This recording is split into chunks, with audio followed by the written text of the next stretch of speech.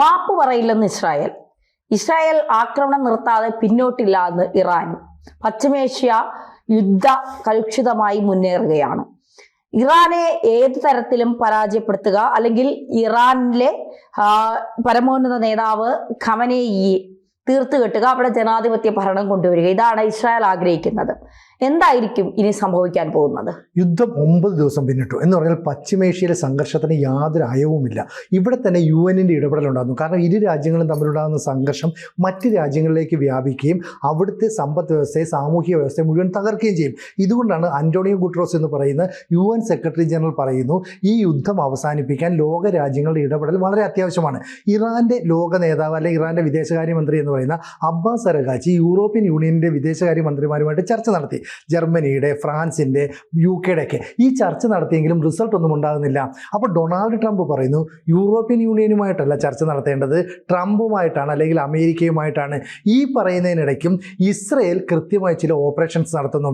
അതായത് അയത്തുള്ള അലി ഖമനേയി ഇപ്പോൾ എവിടെയാണെന്ന് ചോദിച്ചാൽ ബങ്കറുകൾക്കുള്ളിൽ നിന്ന് ബങ്കറുകൾക്കുള്ളിലേക്ക് നീങ്ങുന്നു.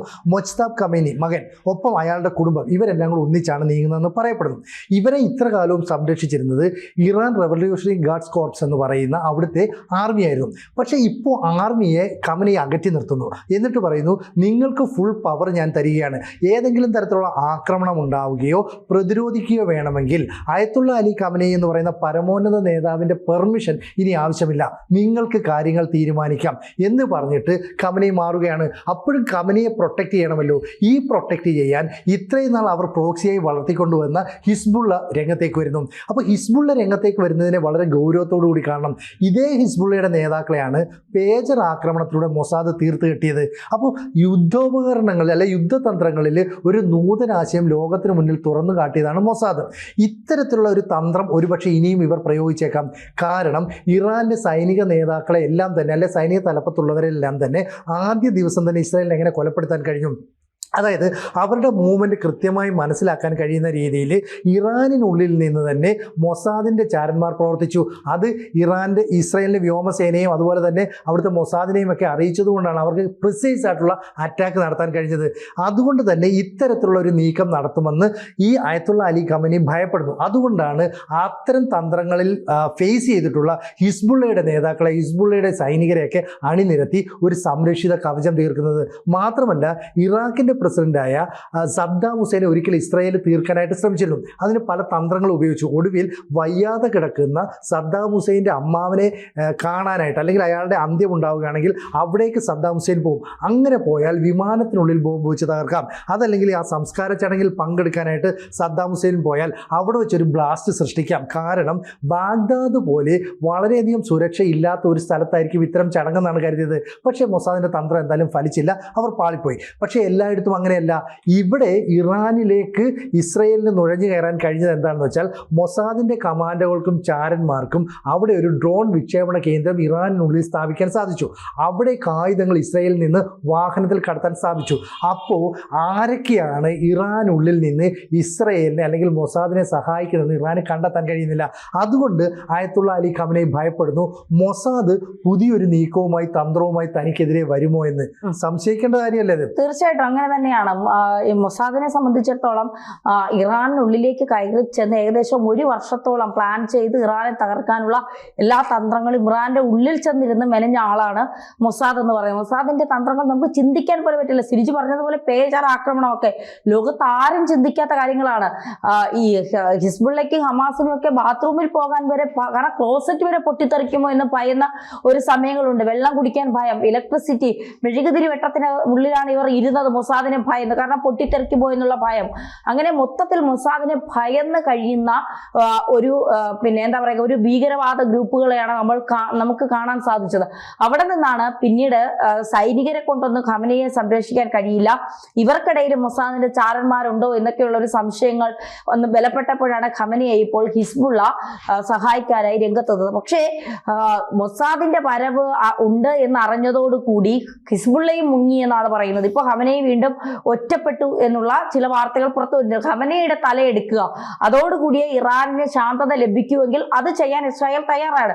പക്ഷേ ഇറാൻ ഇപ്പോൾ വീണ്ടും പ്രക്ഷോഭം അല്ലെങ്കിൽ എന്താ പറയുക, പ്രതിഷേധമായ അല്ലെങ്കിൽ പ്രക്ഷോഭം ഉണ്ടാക്കുന്ന തരത്തിൽ വാക്കുകളുമായി രംഗത്തെത്തുകയാണ്. ട്രംപിനോട് പറയുകയാണ്, ഇനിയും ഇത് ആവർത്തിച്ചാൽ, ഇനിയും യുദ്ധത്തിന് നിങ്ങൾ കൂട്ടുനിന്നാൽ അല്ലെങ്കിൽ യുദ്ധം മുന്നോട്ട് പോകാൻ നിങ്ങൾ ഇസ്രായേലിനെ സഹായിച്ചാൽ നിങ്ങൾ ചിന്തിക്കുന്നതിനും അപ്പുറമുള്ള തിരിച്ചടി ഇറാന്റെ ഭാഗത്തുനിന്ന് ഉണ്ടാകുമെന്നാണ് ഇറാൻ വീണ്ടും ട്രംപിനെ ഭയപ്പെടുത്തുന്നത്.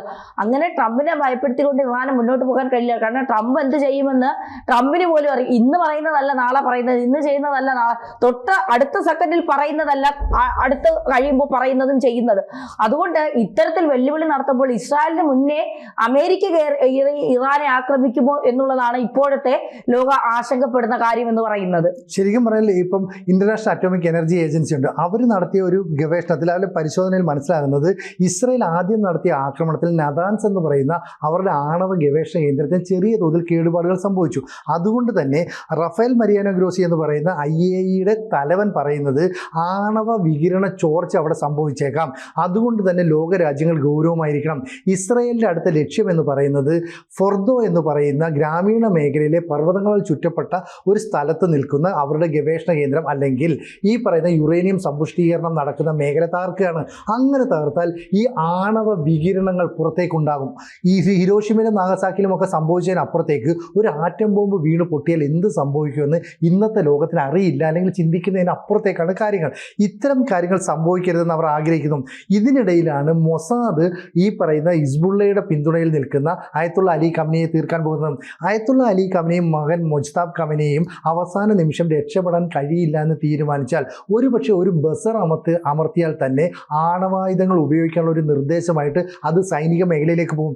അങ്ങനെ വന്നാൽ ഇവരുടെ കയ്യിൽ 90% സമ്പുഷ്ടീകരിച്ച യുറേനിയം ഉണ്ടെങ്കിൽ അത് വെച്ച് 8-10 ആയുധങ്ങൾ ഇവർ നിർമ്മിച്ചിട്ടുണ്ടാവാം. ആ ആയുധങ്ങൾ എടുത്ത് പുറത്തേക്ക് ഉപയോഗിച്ചാൽ ഒരുപക്ഷെ തൊട്ടടുത്ത രാജ്യമായ പാകിസ്ഥാനിലായിരിക്കാം, അല്ലെങ്കിൽ ഈ പറയുന്ന ഗൾഫ് രാജ്യങ്ങളിലേക്കായിരിക്കാം ഈ അണുവികിരണം ഉണ്ടാകുന്നത്. അങ്ങനെ സംഭവിച്ചാൽ അതിനെ പ്രതിരോധിക്കാൻ ലോകത്തിലെ ഒരു സംവിധാനത്തിനും സാധിക്കില്ല. അതുകൊണ്ട് തന്നെയാണ് മൊസാദ് എത്രയും പെട്ടെന്ന് അയത്തുള്ള അലി ഖമനിയെ തീർക്കണമെന്ന ലക്ഷ്യത്തിലേക്ക് പോകുന്നത്. കാരണം തലയെ പൂർണ്ണമായിട്ടും വേർപെടുത്തി കഴിഞ്ഞാൽ പിന്നെ ഉടലിന് പിടിച്ചു നിൽക്കാൻ കഴിയില്ല. ഇപ്പോൾ ഇറാൻ്റെ സൈനിക മേധാവികളെ എല്ലാം തകർത്തതുകൊണ്ടാണ് ഇറാൻ സൈനിക മേധാവി ഇല്ലാതെ ചിതറിപ്പോയൊരവസ്ഥയിലേക്ക് എത്തിയതും. അതുപോലെ തന്നെയാണ് അയത്തുള്ള അലി ഖമനി എന്ന് പറയുന്ന ആ ആത്മീയ ആചാര്യൻ അല്ലെ അവരുടെ നേതാവ് ഇപ്പോഴും അമേരിക്കയെ വെല്ലുവിളിച്ച് ഇസ്രായേലിനെ വെല്ലുവിളിച്ചുകൊണ്ട് പറയാണ്, ഞങ്ങൾക്കെതിരെ ആക്രമണം നടത്തിയാൽ നിങ്ങൾ കളി കാണാൻ പോകുന്നതേ ഉള്ളൂ, ഞങ്ങൾ തുടങ്ങി വെച്ചേ ഉള്ളൂ. അമേരിക്ക എന്ന രാജ്യം ഉണ്ടാകില്ലെന്നാണ് ഇറാന്റെ ഭീഷണി. ഞങ്ങളോട് കളിച്ചാൽ ഞങ്ങളെ ആക്രമിക്കാൻ, ഇപ്പൊ ട്രംപ് പറയുന്നത് ഞാൻ നിങ്ങളെ ആക്രമിക്കണം എന്ന് ഇപ്പോഴും തീരുമാനിച്ചിട്ടില്ല, അത് ഞാൻ ഇനി വരും ദിവസങ്ങളിലെ തീരുമാനിക്കും, പക്ഷേ ഞാൻ അങ്ങനെ തീരുമാനിച്ചാൽ ആദ്യം തീർക്കുന്നത് നിങ്ങളെ ആയിരിക്കും. അപ്പൊ ഇറാൻ പറയുന്നു, ഞങ്ങളെ ആക്രമിക്കണമെന്ന് അമേരിക്ക ചിന്തിച്ചാൽ ആ രാജ്യം പിന്നെ ഉണ്ടാകില്ല.